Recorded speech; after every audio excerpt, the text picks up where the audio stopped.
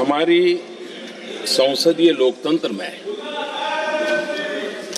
महिलाओं की भागीदारी ये सिर्फ आंकड़ों का खेल या एक लोकतांत्रिक व्यवस्था में सुधार इतना सीमित नहीं है। लोकतंत्र की जननी के रूप में, मदर ऑफ डेमोक्रेसी के रूप में ये निर्णय भारत का कमिटमेंट है, ये सांस्कृतिक कमिटमेंट है।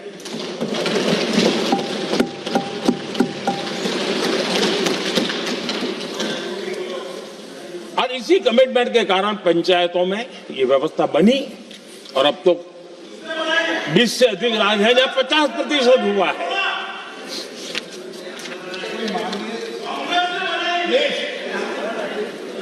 और हमने अनुभव किया है, मुझे लंबे अरसे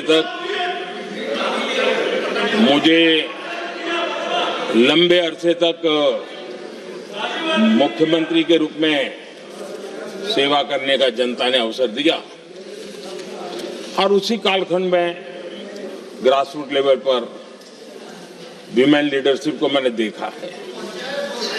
मेरा अनुभव है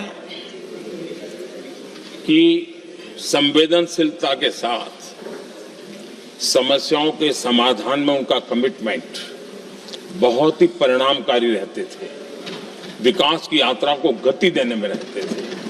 और उस अनुभव के आधार पर मैं कहता हूं कि इस सदन में उनकी आवाज नई शक्ति बनेगी, नई सोच जुड़ेगी, देश की दिशा में एक संवेदनशीलता जुड़ेगी।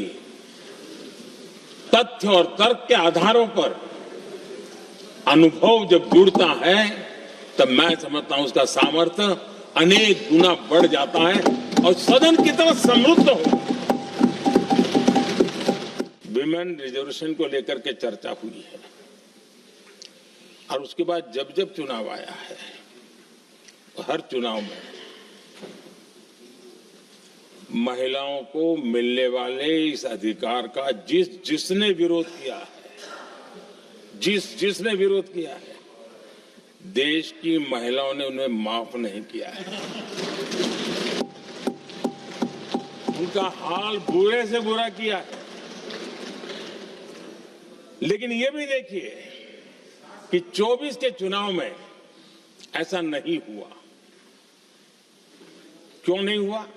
ये इसलिए नहीं हुआ कि 24 में सबने सहमति इसको पारित किया तो ये विषय ही नहीं रहा। किसी के पक्ष में पॉलिटिकल फायदा नहीं हुआ, किसी का नुकसान भी नहीं हुआ। सहज रूप से जो मुद्दे थे उन मुद्दों के आधार पर चुनाव लड़ा, क्योंकि 24 में सब साथ में थे। कुछ लोग यहां है, कुछ लोग नहीं है, लेकिन सब साथ में थे। आज भी मैं कहता हूं, अगर हम सब साथ में जाते हैं तो इतिहास गवाह है कि किसी एक के राजनीतिक पक्ष में नहीं जाएगा। ये देश के लोकतंत्र के पक्ष में जाएगा, देश के सामूहिक निर्णय शक्ति के पक्ष में जाएगा और हम सब उसके यश के हकदार होंगे। न ट्रेजरी बैंक उसका हकदार रहेगा, न मोदी उसका हकदार रहेगा, यहां बैठे हुए सब हकदार रहेंगे। और इसलिए जिन लोगों को इसमें राजनीति की बू आ रही है, मैं चाहूंगा कि वो खुद के परिणामों को पिछले 30 साल में देख ले। फायदा उनका भी इसी में रास्ता दिखा रहा हूं। इसी में फायदा है कि जो नुकसान हो रहा है उससे बच जाओगे। इस सदन में इस पवित्र जगह से कहना चाहता हूं, चाहे दक्षिण हो, उत्तर हो, पूर्व हो, पश्चिम हो, छोटे राज्य हो, बड़े राज्य हो, मैं आज एक जिम्मेवारी से कहना चाहता हूं कि निर्णय प्रक्रिया किसी के साथ भी भेदभाव नहीं करेगी। ये निर्णय प्रक्रिया किसी के साथ अन्याय नहीं करेगी,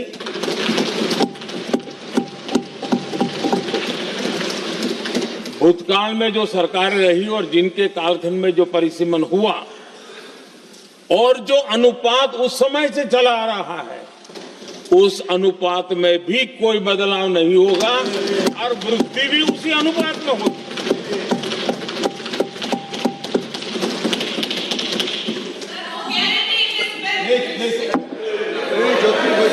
अगर गारंटी शब्द चाहिए तो मैं गारंटी शब्द उपयोग करता हूं। वादा की बात करते हो तो मैं वादा शब्द उपयोग करता हूं। अगर तमिल में कोई अच्छा शब्द हो तो वो भी मैं बोलने के लिए तैयार हूं। क्योंकि जब नियत साफ है तो फिर शब्दों का खेल करने की हमें जरूरत नहीं है जी।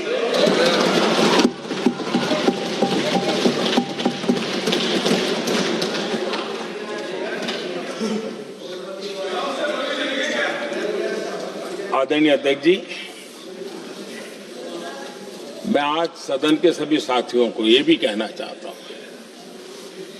कि साथियों, हम भ्रम में न रहे,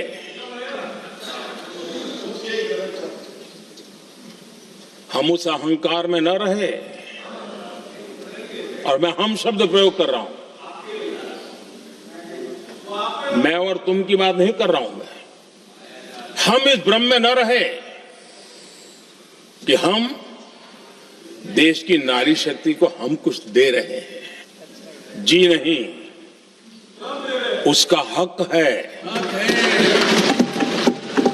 और हमने